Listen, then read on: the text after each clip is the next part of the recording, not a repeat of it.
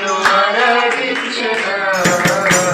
కృతజ్ఞత స్తుతులు నీకు చెల్లించగా చేతులెత్తి నేను ఆరాధించగా